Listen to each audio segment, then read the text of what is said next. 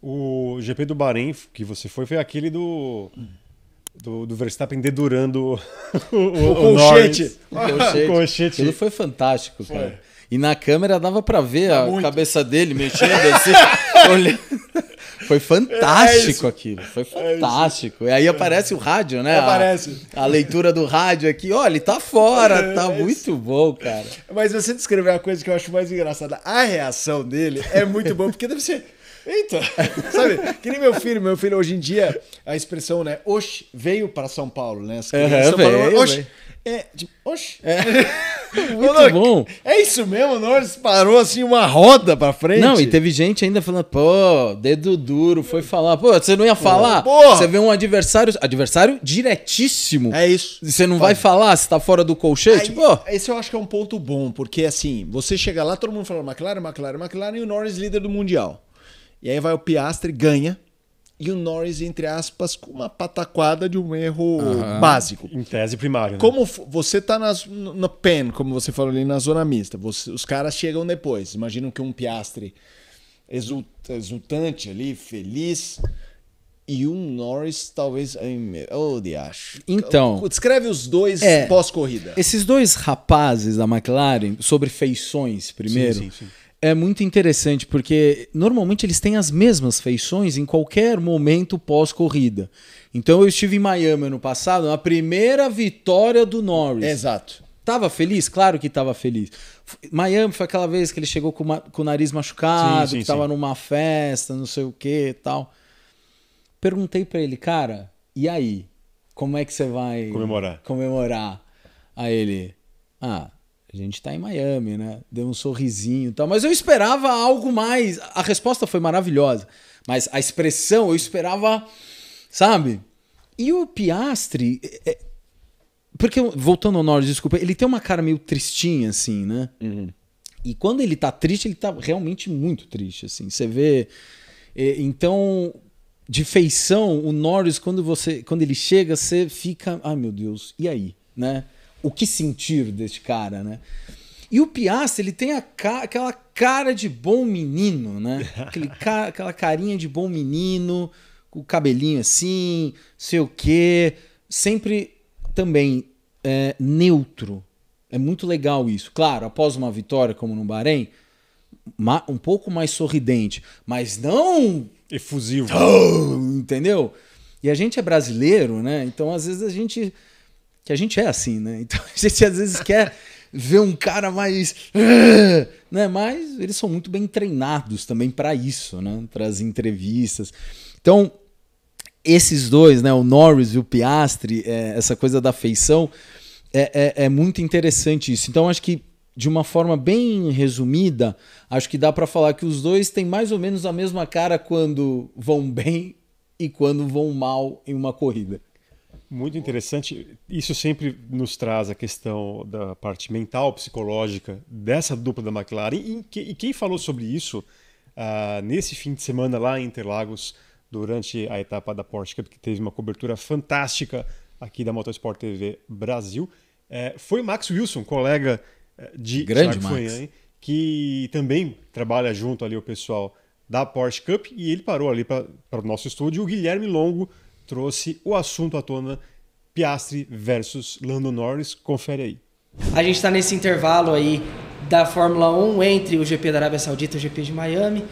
E agora a gente tem um novo líder, um líder inédito. Oscar Piastri fez aí tudo que precisava no último fim de semana, assumiu a liderança. Na sua visão, Piastri desponta como o favorito, mas claro, sem excluir Verstappen, sem excluir Norris dessa conta?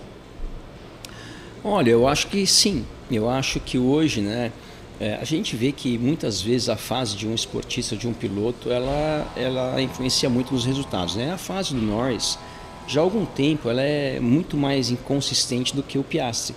O Piastri, uma coisa que ele sempre teve, na minha visão, é um emocional muito bom. E até o ano passado, eu acho que ele não demonstrou da maneira consistente a parte da velocidade. De vez em quando ele andava junto com o Norris, em algumas ocasiões pontuais até à frente, mas na grande maioria das vezes não. E esse ano ele está andando em termos de velocidade tão bem quanto o Norris, às vezes o Norris um pouco à frente, às vezes um pouco atrás. A gente vê ali que esse um pouco é um décimo para cá, um décimo para lá. Só que a parte emocional do Piastri, ela é realmente muito diferenciada, na minha opinião.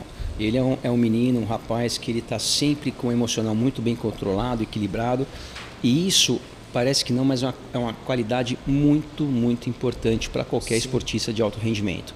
E o Norris é um cara espetacular, um cara que tem muita velocidade, só que ele é mais inconsistente e com isso a gente vê também, principalmente nas declarações dele, que ele, na mesma frase, ele conta uma coisa, tem hora que ele está quase rindo, tem hora que ele está quase chorando, aí ele começa a se maldizer e vem cometendo erros, né, de uma maneira ainda muito consistente. Se a gente pegar nos últimos 12 meses, eu acho que a fase que o Norris errou menos foram fases que ele não tinha nenhuma pressão em cima dele, como por exemplo, quando o campeonato do ano passado foi decidido.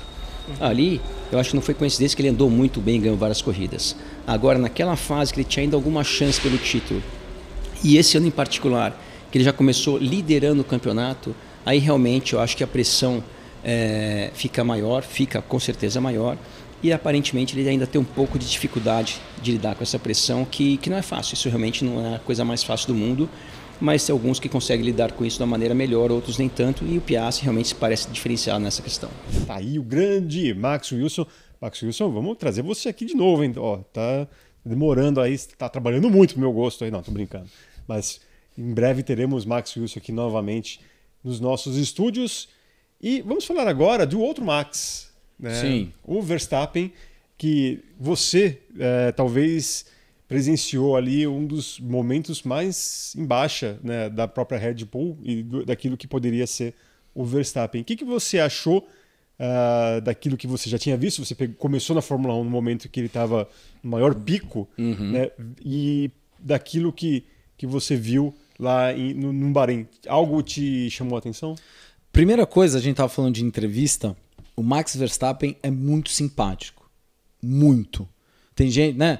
Isso é importante falar. Ele é muito simpático. Eu não sei se ele é simpático porque com o microfone da Band, porque é a imprensa brasileira e ele tem, né? Praticamente vai ter laços, filho, né? Laços fortíssimos com o Brasil, mas ele é muito simpático.